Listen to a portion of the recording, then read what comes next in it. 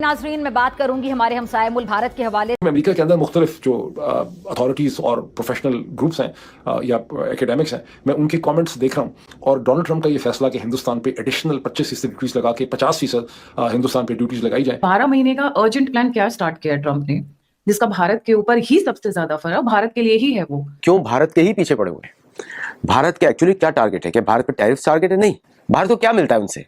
Plane की technology तो कहीं से भी आप ले सकते हैं, इंजन भी कहीं से साइन कर सकते हैं।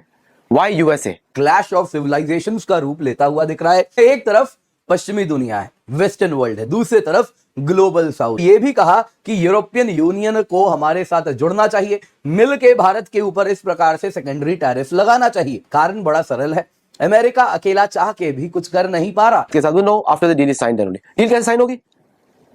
गुलाम समझाए क्या? इसमें अन्याय का लफ्ज इस्तेमाल किया है मोदी ने। तो क्या भारत से चिढ़ आज की है? नहीं। भारत इज अनफिनिश्ड एजेंडा और हमेशा अनफिनिश्ड रहेगा, क्योंकि भारत इनको हराएगा। और ये डोनाल्ड ट्रंप ने सिर्फ प्रेशर डालने के लिए किया है। डोनाल्ड ट्रंप खुद भी नहीं चाहेंगे कि वो इतने अनपॉपुलर डिसीजन को बहुत देर तक सस्टेन करें। कहिए कि पाकिस्तान की जुमला परेशानियों में मजीद इजाफा हो तो पूरी दुनिया खड़ी हो जाती है, बोलती हाँ ये ठीक है, अब बच जाएंगे। तो भारत ने मना कर दिया। भारत हमारे ऋषि मुनियों की जगह है। भारत की तो पूजा होनी चाहिए, भारतवर्ष की। पुराने गेम शुरू हो चुके हैं। इंडिया, पाकिस्तान, चीन, Taiwan, south Korea, north Korea और अमेरिकन एलाइज पे तो बहुत ही ज्यादा प्रेशर है। क्यों भारत के ही पीछे पड़े हुए हैं? भारत के एक्चुअली क्या टारगेट है? क्या भारत पे टैरिफ टारगेट है? नहीं। भारत को ऊपर बढ़ने नहीं देना है, यही टारगेट है। पूरा विश्व, मतलब जो पश्चिम जगत है, यूएसए और यूएसए के एलाइज, ये सारे एकजुट हैं भारत को आगे नहीं बढ़ने देने के लिए। ये मेन टारगेट है। क्या ये पहले हुआ? नहीं, बिल्कुल हुआ। इस्लामिक देशों के द्वारा हुआ। तो आप देखते हैं कि तुलसीदास जी ने आके भारत को बचाया। आप पूछेंगे कैसे? जब हिंदुओं को कुछ समझ में नहीं आता था क्या करें, क्योंकि हर जगह मुसलमान बैठे हुए थे, हिंदू महिलाएं बाहर निकल नहीं सकती थी, सारे मुसलमान पुलिसमैन थे, मतलब जो भी आक्रांताओं के। तब उस समय जो हिंदू राजा थे जम के लड़े, इसलिए मुसलमान जो है पूरा शासन नहीं कर पाए, सबको कन्वर्ट नहीं कर पाए, क्योंकि लड़ाई बहुत हुई। Even though they were in power they could not do it. नहीं तो पूरा भारत मुसलमान होता, नहीं कर पाए, क्योंकि हिंदू शासक लड़ते रहे। तो 15वीं शताब्दी से भारत लगा हुआ है। तो कहां पे था मुस्लिम शासन? तो भारत की संस्कृति ने, संस्कृति एक शब्द पूरी तरह से नहीं है, तो भारत की वैदिक सभ्यता ने भारत को बचा लिया, पुराणों, वेद, रामायण, महाभारत के माध्यम से। अब अंग्रेज आए। अंग्रेजों का भी इतिहास 1857 से लेकर 1947 तक है। उसके बाहर उनका कोई रोल नहीं है। तब उनको भी इसी मानसिकता ने, सनातन धर्म से अगर प्रेम होता है तो भारत से प्रेम होना स्वाभाविक है। भारत से प्रेम होने के लिए सनातन धर्म में विश्वास स्वाभाविक है, नहीं तो नहीं होगा। इसलिए आप देखते हैं कि बहुत सारे लोगों को भारत से प्रेम नहीं है, भारत के विरुद्ध कार्य करते हैं, क्योंकि उनको भारत से कोई प्रेम नहीं है, उनको सनातन धर्म से भी कोई प्रेम नहीं है, इसलिए भारत से भी प्रेम नहीं है। इसलिए लोग भारत के दुश्मन बनके काम करते हैं। बट इस्लामियों की हार हुई, क्रिश्चियनिज्म की हार हुई, इस्लामिज्म की हार हुई। और क्या इनका पैतरा बदल गया? इनका स्ट्रेटेजी बदल गया? नहीं बदला। उनका स्ट्रेटेजी यही है, पावर को एक्वायर करो, दूसरों को फोर्स करो, दैट्स द इकोनॉमिक ग्रोथ। पश्चिम का यही मॉडल रहा है। पश्चिम ने अपने लोगों को भी नहीं छोड़ा, दूसरों को तो छोड़ दीजिए।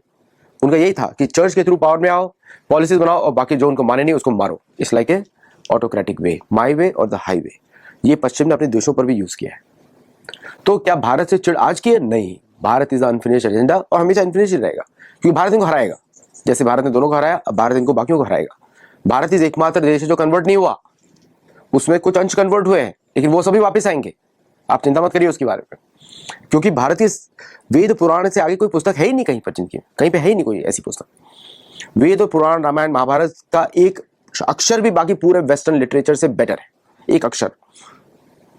तो अब हम लोग देखते हैं, फैक्ट्स पे चलते हैं, थोड़ा सा इमोशनल फैक्ट्स, मतलब जो रियल फैक्ट्स हैं, कि ये जो अभी अमेरिका की वही गेम प्लान है एंग्लो सेक्शंस का, कि through coercion, through force, through military aggression लोगों को झुकाया जाए, ताकि लोग उनके बताए हुए, मतलब मानसिकता ऐसी है, चर्च ने जो सिखाई हुई है कि भाई ये आदमी, ये इंसान ही नहीं है, ब्राउन लोग इंसान ही नहीं है, ब्लैक इंसान ही नहीं है, इनको हम सिविलाइज बना रहे हैं, हमको सिविलाइजेशन, इनको सिविलाइज बनाना है, इनको दबाना पड़ेगा।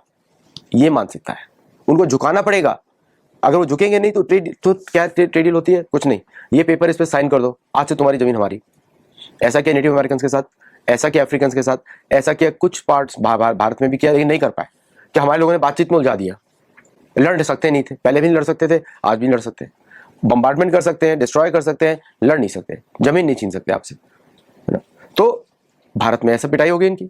नेटिव अमेरिकन बेचारे, उनको लगा कि इनको जगह देनी चाहिए, बेचारे फंस गए, बहुत सीधे साधे। और अफ्रीका के 2 देशों में जो हाल किया है, आज तक वो एंग्लो सैक्सन रेस राज करी उनकी जमीन पे।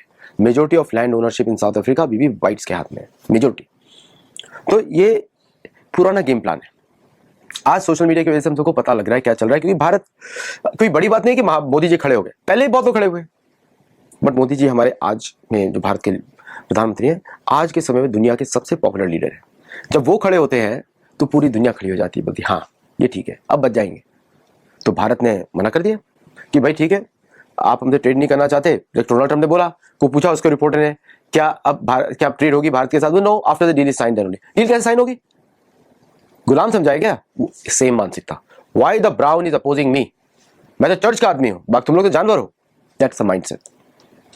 और इसकी वजह से भारत और यूएस के रिलेशंस नीचे जा रहे हैं। एक्चुअली मैं तो हमेशा सोचता था व्हाई दे आर अप। भारत को क्या मिलता है उनसे? प्लेन की टेक्नोलॉजी तो कहीं से भी आप ले सकते हैं, इंजन भी कहीं से साइन कर सकते हैं। Why USA? मेरे को इसलिए दुख है क्योंकि बहुत बेइज्जत किया है इन्होंने भारत भूमि को। भारत हमारे ऋषि मुनियों की जगह है, भारत की तो पूजा होनी चाहिए, भारतवर्ष की। शायद कुछ भारतीयों को भी उस पर यकीन नहीं हो, लेकिन पुराणों में तो ऐसे ही लिखा है।